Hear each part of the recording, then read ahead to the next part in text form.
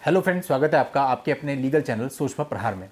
दोस्तों, मैं हूं एडवोकेट सनी शर्मा और दोस्तों आज एक लेटेस्ट मामला आपको बताने वाला हूं।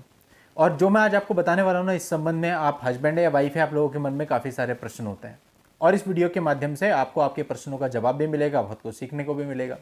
तो हमेशा की तरह बने रहिएगा आखिरी तक इस वीडियो में। वीडियो को स्किप नहीं करना है, समझना है।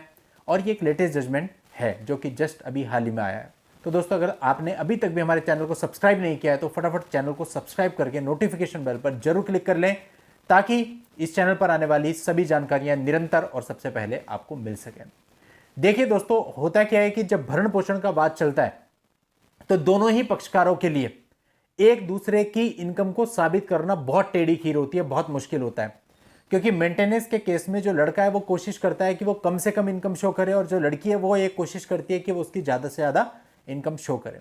और इसी उधेड़ बुन में कई बार होता है कि जो पति होता है वो पत्नी की डिटेल निकालने की कोशिश करता है और जो पत्नी होती है वो पति की डिटेल निकालने की कोशिश करती है। अब यहाँ पे दोस्तों, अगर हम इस मामले की बात करें तो इस मामले में एक वाइफ ने अपने हस्बैंड पर 125 सीआरपीसी का एक केस अपने और अपनी बच्ची के भरण पोषण के लिए फाइल किया हुआ था। अब दोस्तों, जब मामला चला, तथ्य और परिस्थितियों के आधार पर कोर्ट ने यह निर्णय लिया कि 10,000 रुपए प्रति माह पत्नी के लिए और 5,000 रुपए प्रति माह डॉटर के लिए लगा दिया। अब दोस्तों, जो ऑर्डर हुआ था इसका एग्जीक्यूशन नहीं हो पा रहा था, क्योंकि जो पति है वो एब्सकॉन्डर चल रहा था। तो ऐसे केस में दोस्तों क्या हुआ कि पत्नी ने एक आरटीआई फाइल करी आधार कार्ड डिपार्टमेंट को, और वहां पर उसके आधार की डिटेल मांगी। लेकिन दोस्तों, उसके आरटीआई में उसका जवाब नहीं दिया गया।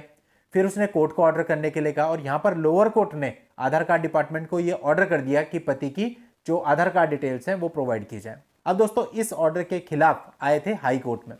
हाई कोर्ट पूरे मामले को देख रहा था और हाई कोर्ट ने यहां पर एक स्टेटमेंट दी, marriage does not eclipse the right to privacy which is the right of an individual.